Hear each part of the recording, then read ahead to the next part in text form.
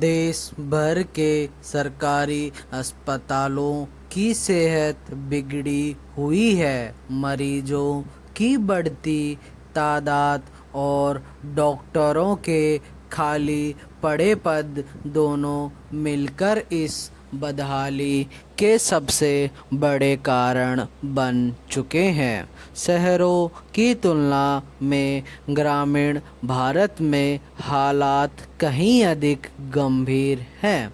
Medical कॉलेजों की संख्या जरूर बढ़ी है, मगर इसका लाभ आम मरीज तक नहीं पहुंच पा रहा। स्वास्थ्य सेवाओं की नीति या योजना में कमी नहीं है, पर ज़मीन पर उनका असर दिखाई नहीं देता। सरकारी कोशिशों के बावजूद डॉक्टरों की कमी एक राष्ट्रीय संकट बन चुकी है। सामुदायिक स्वास्थ्य केंद्रों पर विशेषज्ञों चिकित्सकों की भारी कमी हर राज्य में चुनौती बनी हुई है। केंद्र सरकार की रिपोर्ट के अनुसार ग्रामीण इलाकों में 21,964 विशेषज्ञ डॉक्टरों की आवश्यकता है, जबकि तैनात महज 20 रत्न हैं। ऐसे में 80 रत्न रिक्तता के साथ स्वास्थ्य सेवाएं कैसे सुधर सकती हैं? राजस्थान, उत्तर प्रदेश, पंजाब, मध्य प्रदेश और गुजरात जैसे राज्यों में ग्रामीण क्षेत्रों में सर्जन, फिजिशियन, बाल रोग और स्त्री रोग विशेषज्ञों की भारी कमी है। बड़ा सवाल यह है कि भर्ती क्यों नहीं हो रही, पद खाली क्यों है और जनता इलाज के लिए आखिर करे भी तो क्या? इंडियन मेडिकल एसोसिएशन IMA की 2022 की रिपोर्ट बताती है कि 80 रत्न MBBS स्नातक सरकारी ग्रामीण नौकरी की बजाय निजी क्षेत्र या उच्च शिक्षा को प्राथमिकता देते हैं। इसका मुख्य कारण है कम वेतन, खराब कार्य परिस्थिति, पेशेवर विकास के अवसरों की कमी और असुरक्षा का माहौल। सरकारी अस्पतालों में सुरक्षा के बावजूद विशेषज्ञ डॉक्टरों की अनुपलब्धता स्वास्थ्य ढांचे की सबसे बड़ी कमजोरी बनी हुई है। इसे दूर करने के लिए पब्लिक प्राइवेट पार्टनरशिप मॉडल पर भी विचार हुआ। कुछ राज्यों ने प्रयोग किए, लेकिन वे सफल नहीं हो पाए। अब वक्त है कि इस दिशा में ठोस और तेज कदम उठाए जाए।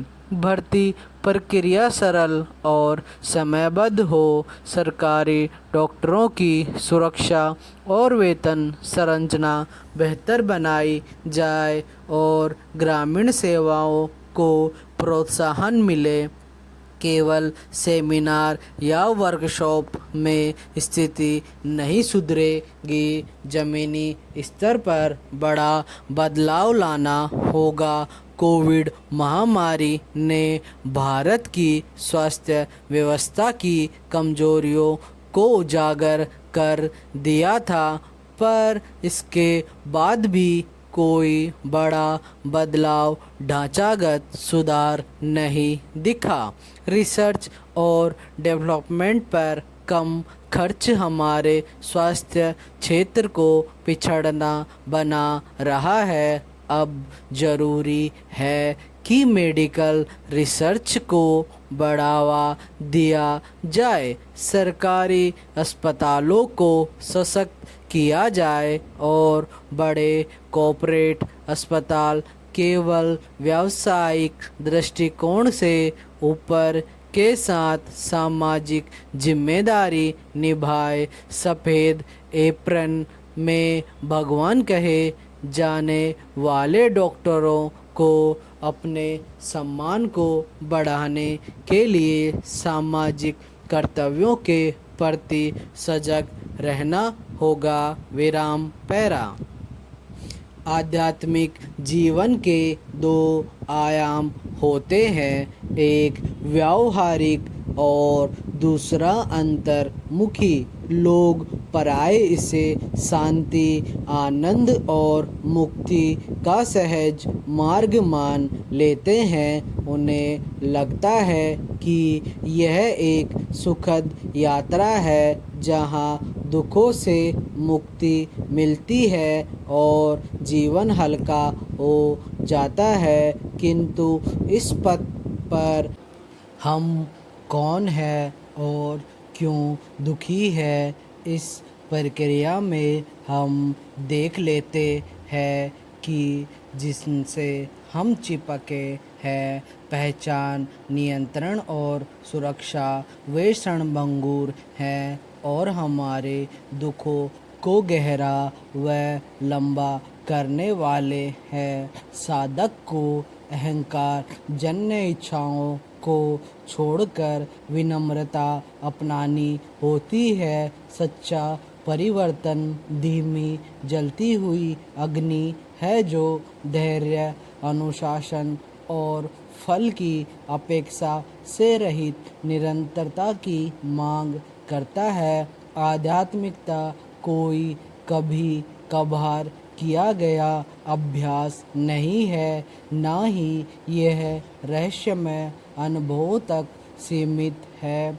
यह तो सजगता और ईमानदारी के प्रतिदिन जीने की कला है।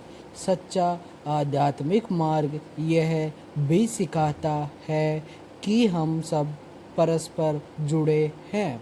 जब अहंकार ढीला पड़ता है तो हम दूसरों की प्रतिस्पर्धी नहीं बल्कि सह यात्री के रूप में देखने लगते हैं। साधक को करुणा और सत्यनिष्ठा से आचरण करना चाहिए, चाहे वह कठिन या गलत समझा जाए।